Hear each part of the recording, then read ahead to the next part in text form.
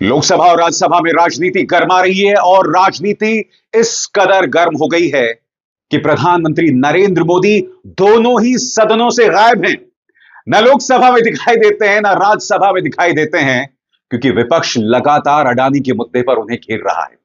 Bharatiya Janata party के लिए झटके की बात यह है कि फ्रांसीसी मीडिया कंपनी मीडिया पार्ट के सहारे जिस तरह से वो कांग्रेस पर हमला बोल रही थी, वो भी झूठा साबित हुआ है। मगर आज यह मुद्दा किसी और ने नहीं, वायनाड से कांग्रेस की सांसद प्रियंका गांधी वाड्रा ने उठाया। वो सवाल पूछ रही हैं कि इतने अहम मुद्दे हैं, प्रधानमंत्री नदारद हैं। आखिर क्यों प्रधानमंत्री मुद्दों का सामना करने के लिए तैयार नहीं हैं? सुनिए प्रियंका ने किस तरह से प्रधानमंत्री नरेंद्र मोदी पर सीधा प्रहार किया है। नहीं चल रहा है और सरकार जानबूझ के हाउस को चला नहीं रही है, या फिर इनसे चल ही नहीं रहा है, मतलब इन काबिल नहीं है ये हाउस को चलाने के। क्योंकि आप देख रहे हैं हमारे जो प्रदर्शन हो रहे हैं 10:30 से 11 बजे तक होते हैं। जैसे ही हाउस शुरू होता है हम अंदर चले जाते हैं काम करने के लिए। काम हो ही नहीं रहा है। जैसे ही हम बैठते हैं ये लोग कुछ शुरू कर लेते हैं ताकि अर्जन हो जाए। और इनकी ये स्ट्रैटेजी है। मुझे लगता है ये बहस नहीं करना चाहते हैं, ये डर रहे हैं अडानी जी पे बहस करने से। डरते हैं, जानते हैं कि ये चर्चा नहीं कर सकते क्योंकि सारी बातें सामने आ जाएंगी, और छुप रहे हैं। और मुझे ताज्जुब होता है, मैं तो नई हूँ संसद में, आज तक प्रधानमंत्री जी आए ही नहीं है। सत्र के मेरे ख्याल से 10 दिन तो हो गए होंगे, दिखते ही नहीं है यहाँ। ताज्जुब की बात है। अडानी के मुद्दा उठा रहे हैं और हम क्यों नहीं उठाएं? जो बड़ी बड़ी बिजली की बिल आ रही हैं सबकी, आप जाइए यूपी में किसी भी गांव में जाइए और देखिए किसान क्या कहते हैं। कितनी बड़ी बड़ी बिजली की बिल आ रही हैं, और ये एलिगेशंस क्या हैं, क्या कहा जा रहा है यूएस में, किस लिए उनको चार्जशीट किया है, जो भी किया है यूएस में, इंडाइटमेंट कहते हैं उसको। क्यों किया है? क्योंकि उनका कहना है कि हज़ारों करोड़ के घूस दिया है इन्होंने ताकि जनता की बिजली की बिल ये बढ़ा पाएँ, ताकि जो बिजली जनता को बेच रहे हैं वो महंगी हो जाए और ये लोग पैसे बनाएं। तो हम क्यों ना उठाएं ये मुद्दा? दोस्तों, आपने गौर किया होगा जब से ये बवाल शुरू हुआ है, क्योंकि देखिए हमला शुरू हुआ भारतीय जनता पार्टी की तरफ से, जिसमें उन्होंने जॉर्ज सोरोस के भूत का सहारा लेके, इसके अलावा फ्रांसीसी समाचार एजेंसी मीडिया पार्ट का सहारा लेकर कहीं ना कहीं किसी और पर नहीं, अमेरिकी सरकार पर भी हमला बोल दिया। राहुल गांधी को तो गद्दार ये बता ही रहे थे। मगर अभी क्या हुआ है दोस्तों? नंबर 1, मीडिया पार्ट ने अपनी रिपोर्ट में स्पष्ट कर दिया है कि भारतीय जनता पार्टी फर्जी खबरें कर रही है। यानी कि मीडिया पार्ट की रिपोर्ट का सहारा लेकर बीजेपी झूठ बोल रही है। यह भाजपा के लिए करारा झटका है।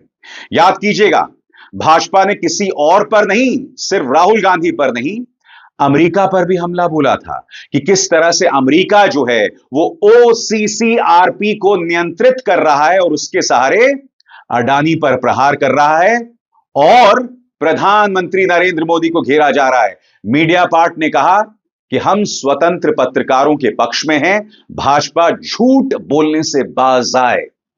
अब हो क्या रहा है दोस्तों? सदन के अंदर राज्यसभा के सभापति जगदीप धनखड़, उन्होंने भाजपा और भाजपा गठबंधन को पूरी छूट दे रखी है कि वो जो मर्जी बोलना चाहें। आज प्रियंका गांधी वाड्रा ने सवाल उठाया कि ये माहौल कैसा माहौल है जहां पर भारतीय जनता पार्टी ही सदन को चलने नहीं दे रही है। ये अप्रत्याशित है। यानी कि भाजपा सरकार और विपक्ष दोनों का किरदार निभाना चाहती है। सुनिए प्रियंका गांधी वाड्रा ने क्या कहा। इसी वजह से सरकार नहीं चल रही। हम जो प्रदर्शन कर रहे हैं वो बाहर कर रहे हैं, अपने काम करके अंदर जा रहे हैं। रोज हम कोशिश करते हैं, लेकिन वो नहीं चाहते, चर्चा नहीं चाहते, तो किसी न किसी बहाने अनजान करा रहे हैं। दोस्तों, आज भाई बहन के बीच यानी राहुल गांधी और प्रियंका गांधी वाड्रा के बीच एक बहुत ही दिलचस्प वीडियो सामने उभर कर आया। प्रियंका गांधी वाड्रा ने एक पर्स टांग रखा था और एक पत्रकार ने उसकी तरफ इशारा किया। पर्स में लिखा हुआ था मोदी अडानी भाई भाई, और राहुल गांधी ने कहा यह बहुत क्यूट है। सुनिए राहुल गांधी ने क्या कहा, यह वीडियो जो वायरल हो रहा है। है मोदी अडानी भाई भाई। ये देखिए कहाँ, ये पीछे देखिए मोदी अडानी भाई भाई।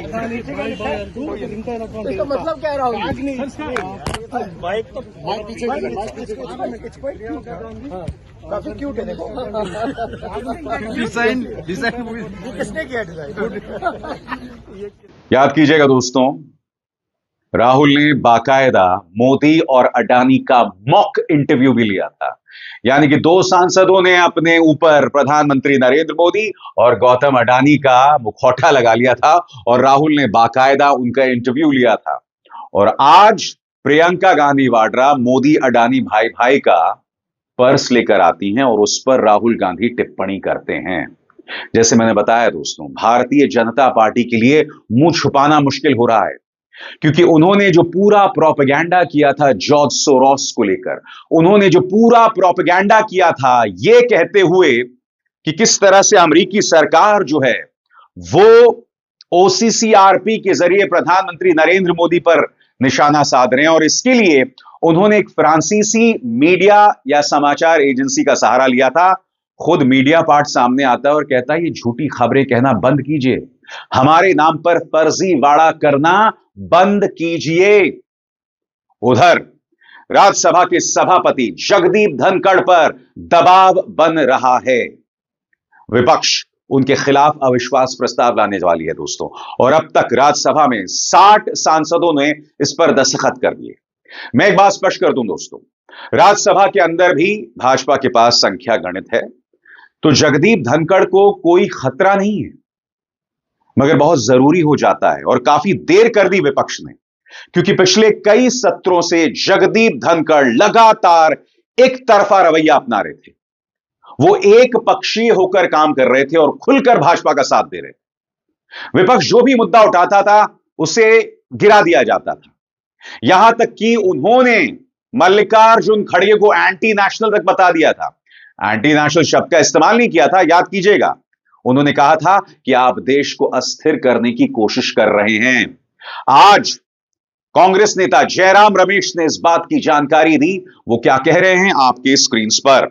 राज्यसभा के माननीय सभापति द्वारा अत्यंत पक्षपातपूर्ण तरीके से उच्च सदन की कार्रवाई का संचालन करने के कारण इंडिया ग्रुप के सभी घटक दलों के पास उनके खिलाफ औपचारिक रूप से अविश्वास प्रस्ताव लाने के अलावा कोई विकल्प नहीं बचा है। इंडिया की पार्टियों के लिए यह बेहद ही कष्टकारी निर्णय रहा है, लेकिन संसदीय लोकतंत्र के हित में यह अभूतपूर्व कदम उठाना पड़ेगा। यह प्रस्ताव अभी राज्यसभा के सेक्रेटरी जनरल को सौंपा गया है। Sir, this is most unfair. You have rejected the notice, all notices. You want the business of the house.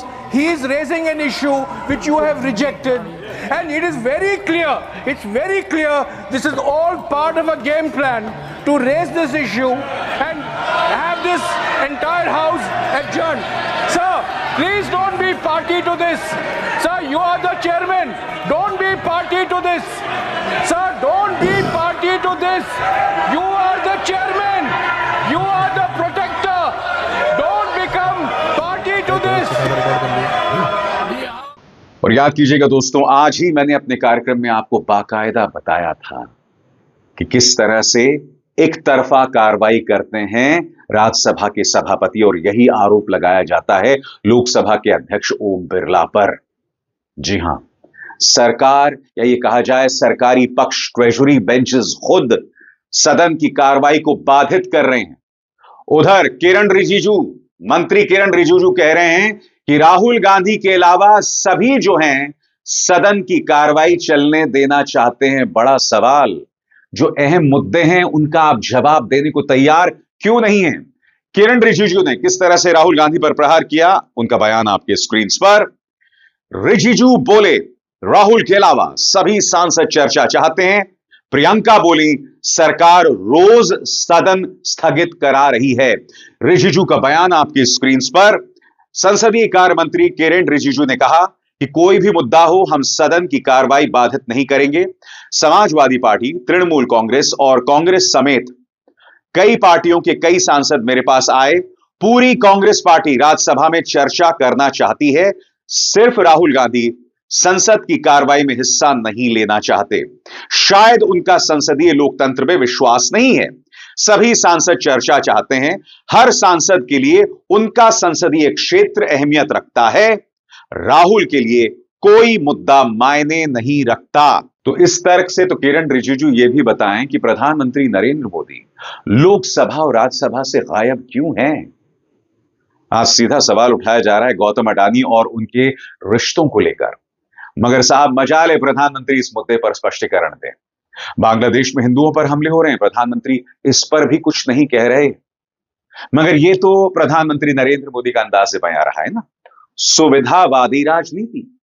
अहम मुद्दों पर चुप्पी साध लेते हैं, उस पर कुछ नहीं बोलते हैं।